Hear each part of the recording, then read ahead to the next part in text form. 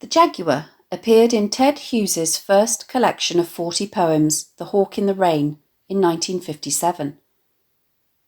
In it, Hughes paints a bleak picture of zoos back in the 1950s as he imagines a walk through one, portraying most of the creatures there as spiritless and lethargic, their captivity in an artificial environment reducing them to a life of enforced leisure. None of these creatures is engaging in unnatural behaviour per se. In the wild, apes groom each other to remove fleas and strengthen social bonds. Parrots shriek and posture on branches to communicate with one another. Big cats lie in the sun, sleeping to restore their energy for hunting. And boa constrictors coil themselves up for protection and heat conservation, as well as crushing their prey. What is unnatural, however, is the monotony of these behaviours. The small amount of barren space in which they are cooped up means that other instinctive behaviours, such as climbing, flying, prowling and running, hunting and foraging for food, and competing over scarce resources, are either impossible or made redundant. This deprives them of the ability to indulge their innate wildness and fulfil their raison d'être. Their captivity ultimately a self-defeating human exercise. As miserable, they provide neither an accurate snapshot of wild animals, nor the entertainment for which the zoo's visitors are paying. Not so the jaguar, however, whose raw and compelling presence draws them instead to his enclosure like a magnet. The confines of the cage don't seem to have dampened the wildness of his nature in the slightest. A creature who lives in his imagination, he is neither bored nor imprisoned as the world rolls under the long thrust of his heel. The way in which Hughes draws a parallel between the jaguar and the visionary in his cell, a person who has perhaps been imprisoned for having ideas ahead of his time that are not appreciated in the present, seems to suggest that he may be employing the image of the jaguar as a metaphor for the power and the untamability of the human imagination that refuses to be confined. The poem comprises 5 quatrains or 4-line stanzas. It doesn't have a fixed metrical or rhythmic structure, e.g. didum, didum, didum, etc. Having said that, however, Hughes does employ other techniques to modulate the rhythm, e.g. enjambment, which he uses not only across line breaks but also across the transition between stanzas, and caesura.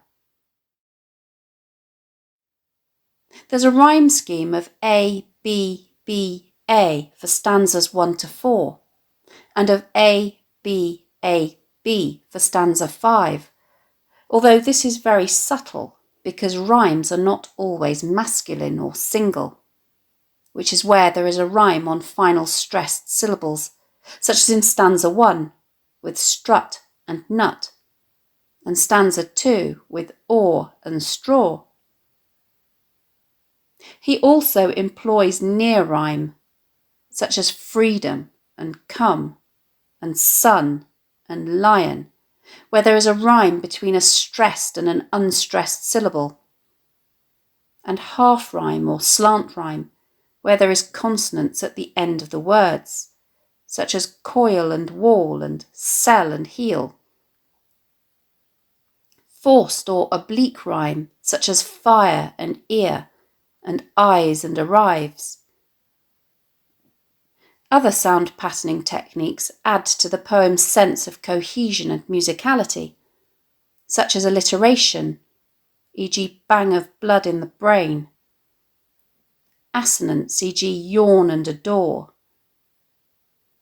consonants such as coil is a fossil, sibilants, e.g. stinks of sleepers from the breathing straw, and combined alliteration and sibilants, e.g. short, fierce fuse.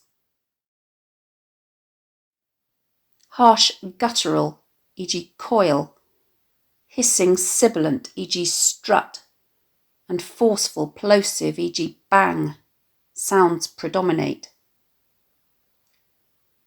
The word cage is repeated 5 times in total throughout the poem to highlight not only the artificial and man-made nature of the animal's captivity, but also the unique nature of the jaguar's spirit, which refuses to acknowledge his confinement. Hughes splits the poem almost exactly in half, not introducing the subject of the poem, the eponymous jaguar, until the 3rd line of the 3rd stanza.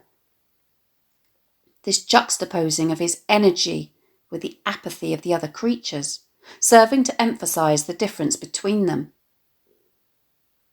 He also skillfully exploits the present tense to emphasise in the first half the sense of hopelessness in the zoo, to suggest the confining conditions which imprison these animals in a miserable perpetual present. But also in the second half, the immediacy of the infinite world of the jaguar's imagination. The title, The Jaguar, is a simple one. The use of the definite article the, as opposed to the indefinite article a, suggests that Hughes is not only talking about a specific jaguar, but is also using his observations to infer the qualities of jaguars in general and in a definitive manner.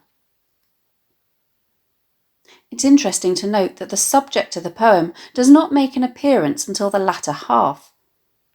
The description of the other animals first, not only building up a sense of anticipation, but also enabling, through the stark contrast between them, the depiction of the jaguar's power and strength to be even more emphasised. The poem begins with a simple description. The apes yawn and adore their fleas in the sun. Already the long, drawn-out vowel sounds of a, or, and e enhance these primates' sense of inertia and boredom as they seem unhealthily fixated on the parasites that they painstakingly remove from their body hair. The short sentence, which is end-stopped, suggests that their lives involve little more than this.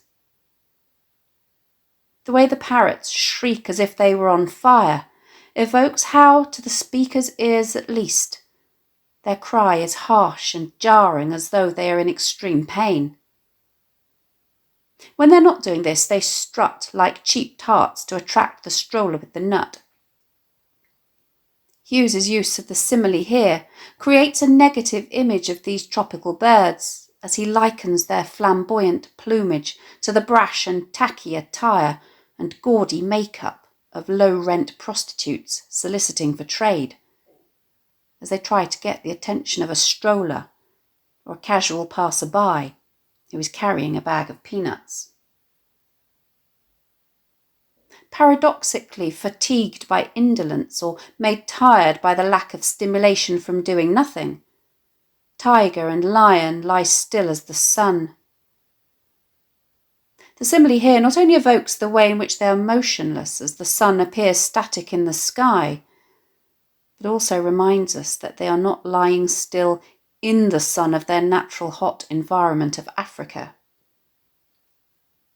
The boa constrictor, a large snake that crushes its prey to death, is also inert, its coil a fossil. Not only does this metaphor evoke the visual form of an ammonite, but also suggests that the snake appears petrified in its literal sense of being turned into stone, perpetually asleep, its days of winding itself around its prey gone for good. Cage after cage seems empty, the diacope present in this image serving to evoke the seemingly never-ending and monotonous barrenness of the zoo as the visitors walk through it. Either the creatures are immobile and therefore difficult to spot, or they are hidden, fast asleep under their bedding. The way the cage stinks of sleepers from the breathing straw suggests how the animals are forced to sleep in dirty enclosures, amongst their own excrement. the hissing sibilance here, evoking its pungent odour. The transferred epithet, which transfers the adjective from the animal to whom it relates to the otherwise inanimate straw under which they are hidden, effectively personifies it and consequently further removes the animal's sense of identity. The stasis and lack of wildness exhibited by these animals is sufficiently anodyne and sleep-inducing that it might be painted on a nursery wall to lull babies and very young children to sleep. The tone and pace of the poem pick up noticeably as we start the third stanza. But who runs like the rest past these arrives at a cage where the crowd stands, stares, mesmerised, as a child at a dream.